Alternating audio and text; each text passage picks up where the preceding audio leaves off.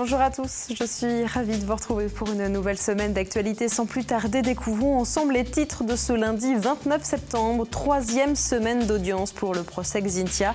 Une semaine qui débute avec une déclaration inattendue de l'ancien maire de La Faute-sur-Mer.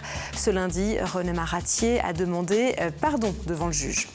Plus légèrement, les chefs d'entreprise luttent contre la morosité ce week-end. 150 patrons et leurs salariés ont participé au Grand Prix de la Meule Bleue, un projet fou qui a réussi sans pari, vous le verrez. Enfin, on connaît le nom des 3 sénateurs de Vendée. Les élections sénatoriales se sont déroulées hier dimanche et c'est Bruno Retailleau et son équipe qui s'installent sur les 3 sièges du département.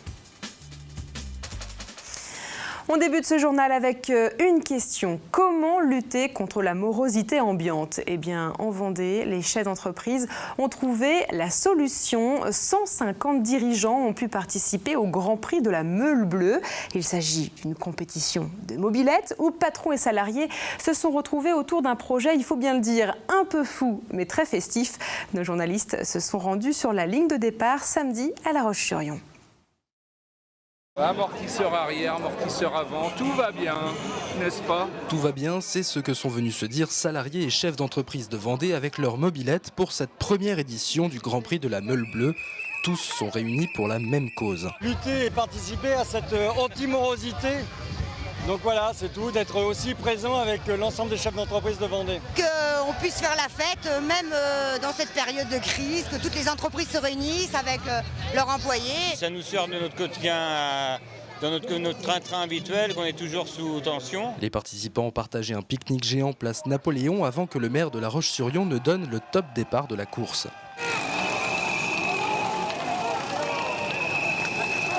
Pour l'occasion, les entreprises avaient conçu des caravanes publicitaires dignes du Tour de France. Et comme dans toutes les courses, on n'échappe pas aux premières pannes. Mais les coureurs gardent le sourire, certains même en plaisantent. La machine a rendu l'homme, mais ça peut se comprendre. Une machine qui est plus vieille que le pilote, forcément. La première panne, quoi. Donc on n'est pas arrivé au bout. Mais bon, les mécanos sont sur place. J'ai cassé une pédale, donc je pourrais même pas pédaler. Après 30 km de course, les 150 participants franchissent la ligne d'arrivée à la Rabatelière.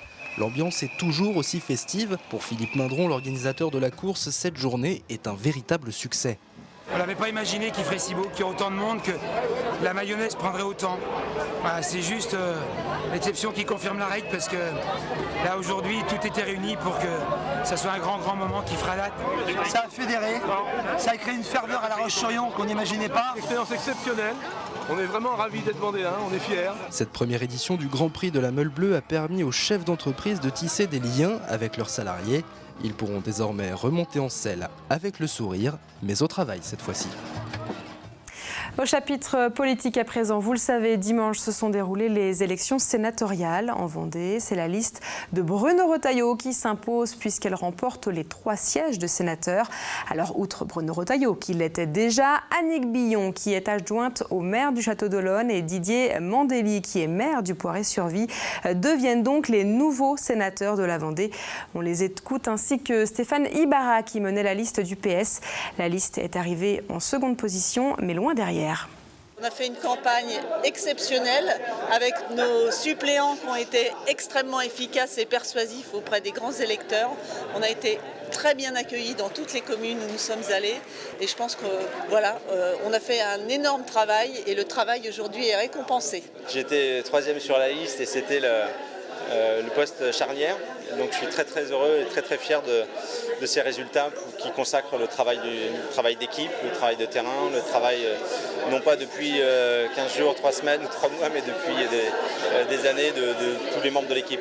Je suis très fier que notre liste se place en 2e position. On a largement fait, comme on dit, le job. On a largement exploiter le potentiel de voix qui est à notre disposition. L'autre enseignement, c'est que les objets politiques non identifiés, les listes sans parti qui essayent de venir grappiller des voix, c'est un vrai échec. Et puis le dernier enseignement, c'est le total, Europe Écologie Les Verts et PS, est conséquent, est au même niveau qu'en 2004. Donc je pense vraiment qu'on a élargi notre potentiel.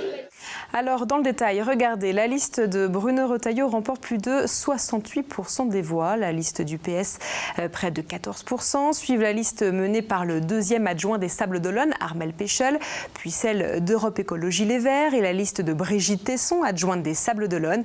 Enfin, la liste du Front National et du Front de Gauche font exactement le même nombre de voix et obtiennent 1,28%. Et puis au niveau national, le Sénat rebascule donc à droite et voit arriver 2 sénateurs du Front National.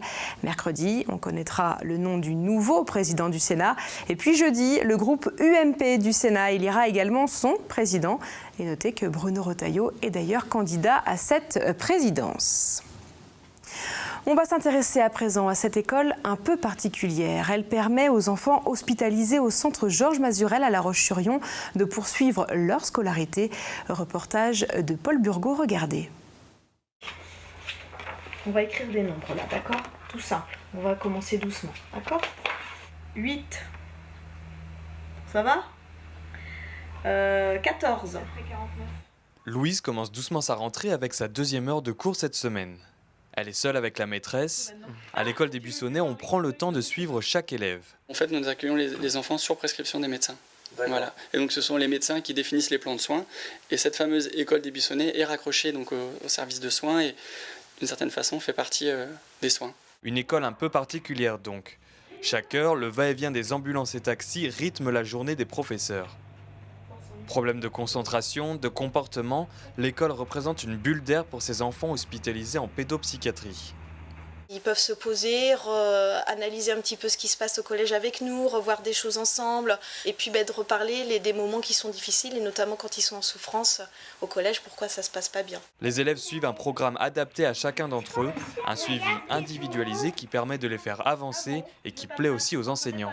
Ce travail de décryptage de l'autre et de rencontre de l'autre qui est rendu possible ici parce qu'on accueille des petits groupes d'enfants, qu'on a beaucoup plus de temps à leur consacrer. Et pour moi, ce serait une frustration, on va dire, dans une classe ordinaire de ne pas avoir plus de temps à consacrer à mes élèves. L'école des Buissonnets accueille une 60aine d'élèves toute l'année, de la maternelle au collège, des enfants qui viennent de partout en Vendée. Parlons à présent d'un problème de santé publique, le diabète, une maladie qui entraîne indirectement plus de 30 000 décès par an en France. Il faut dire que certains malades n'ont pas totalement conscience de la gravité de la situation et donc se soignent mal.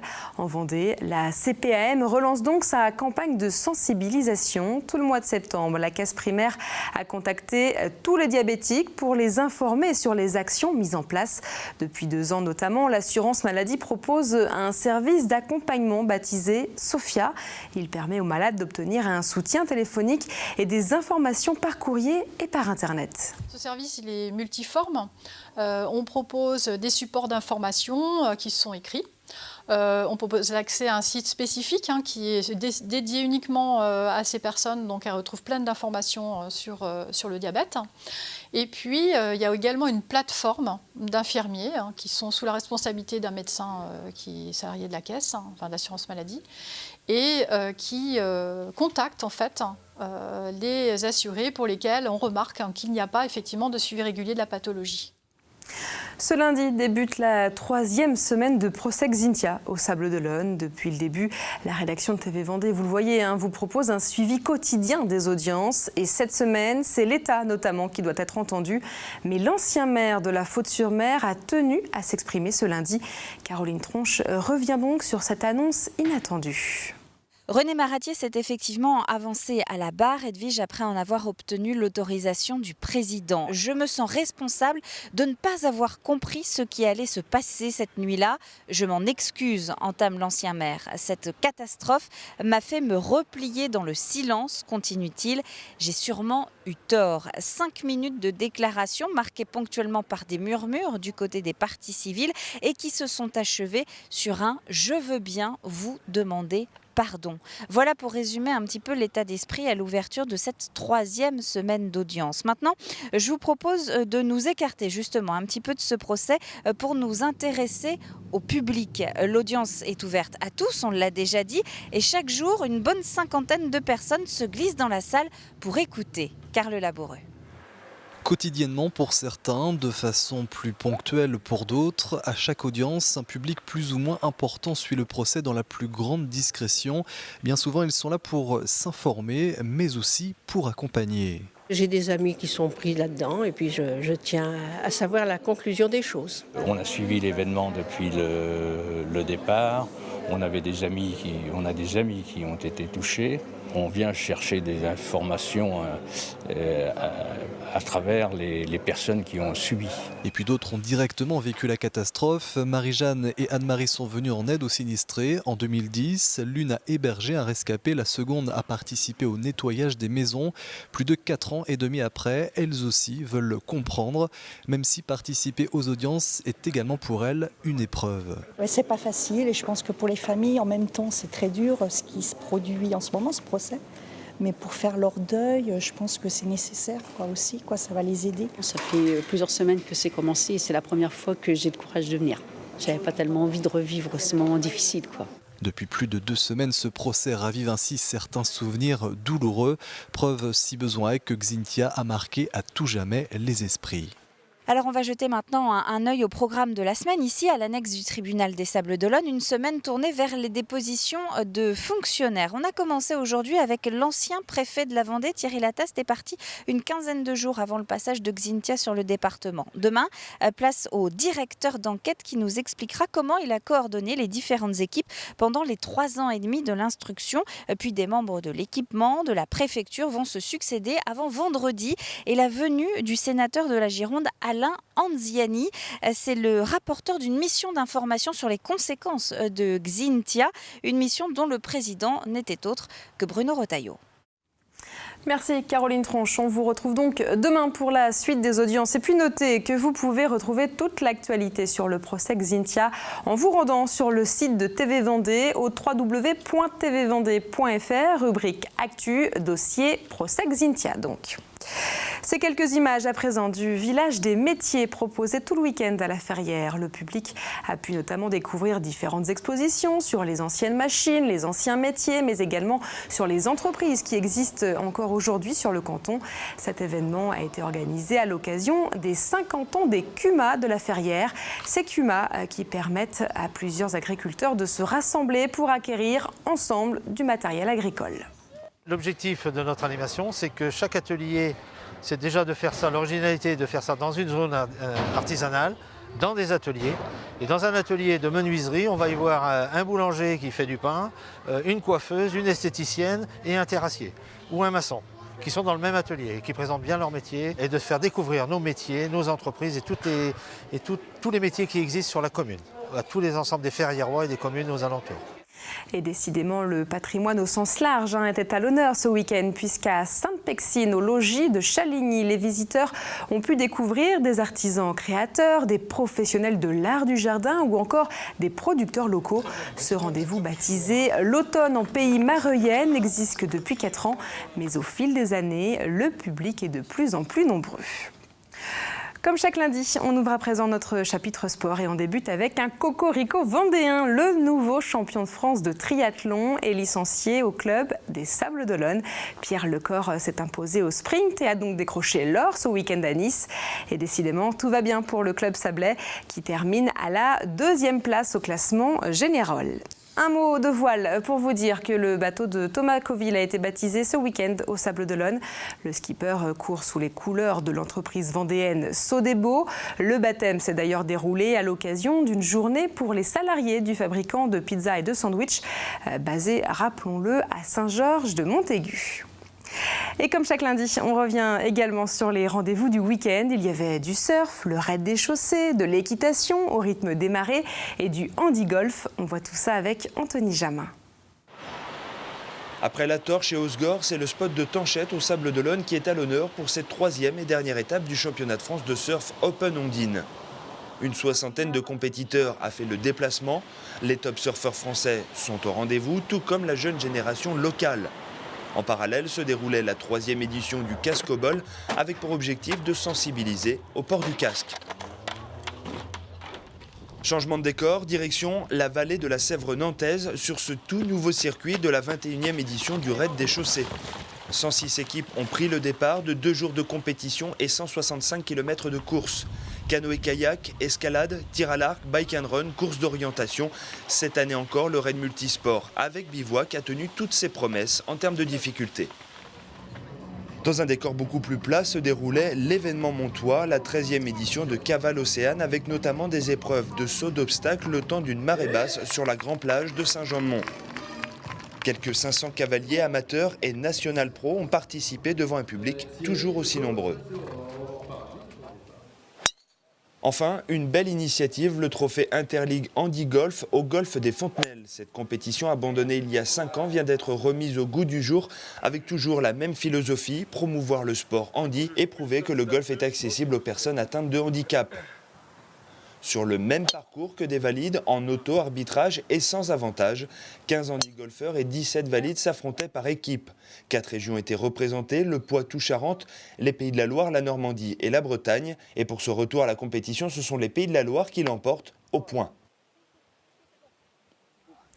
Et puis un mot de foot pour revenir sur les résultats du week-end en national. C'est une lourde défaite pour le Poiré-sur-Vie qui s'est incliné 0-5 à Chambly. Quant à Luçon, le score est moins important, mais les Luçonnais n'arrivent toujours pas à s'imposer en ce début de saison. Et du côté du CFA, les 2 clubs vendéens ont joué la Coupe de France. Et sans surprise, après les matchs de ce week-end, les 2 poursuivent la compétition. Et puis notez, comme chaque lundi, le magazine du sport 85 Chrono reviendra évidemment plus largement sur tous ces événements sportifs.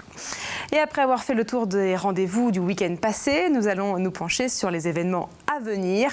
Et demain, mardi, attention notamment si vous avez besoin de médicaments, les pharmaciens participeront à la journée nationale des professions libérales. Les pharmaciens donc, mais également les médecins, les huissiers ou encore les avocats descendront dans la rue pour manifester. Et le mouvement devrait être largement suivi. En Vendée, le rassemblement est annoncé à 10h, place Napoléon, à La Roche-sur-Yon.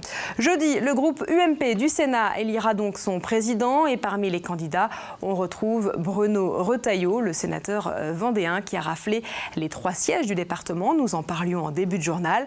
Vendredi, si vous avez des projets de vente, d'achat ou de rénovation, vous pourrez vous rendre au salon de l'habitat à La Roche-sur-Yon, salon qui se poursuivra tout le week-end. Samedi, la Vendée commémorera sa libération. Il y a 70 ans, le département sortait en effet de la Seconde Guerre mondiale. Alors beaucoup plus légèrement, samedi, on connaîtra le nom de la nouvelle Miss Prestige, la Miss de Geneviève de Fontenay. Le concours se déroulera samedi à La Roche-sur-Yon et la gagnante représentera notre région à l'élection nationale en janvier prochain. Enfin, dimanche, les passionnés de vélo se retrouveront pour le Tour de Vendée. 120 coureurs prendront le départ à Chantonnay, direction le sud du département, avant de rejoindre La Roche-sur-Yon pour la ligne d'arrivée. Et puis encore un mot sur les rendez-vous à ne pas manquer. À partir de ce lundi soir, TV Vendée vous propose une nouvelle émission. L'air de rien est consacré aux seniors vendéens et à leur quotidien. Voilà donc pour les grands rendez-vous de la semaine. On va à présent s'intéresser au temps prévu pour demain. Et c'est la vigilance qui sera de mise pour ce mardi matin, puisque le brouillard devrait être largement présent sur les routes. Les pluies de ce lundi matin ont déjà causé quelques accidents. Alors attention, et ce dernier jour du mois de septembre se terminera ensuite sous un beau soleil. Voilà donc pour les prévisions, c'est la fin de ce journal. Merci à vous de nous avoir suivis. On se retrouve évidemment demain.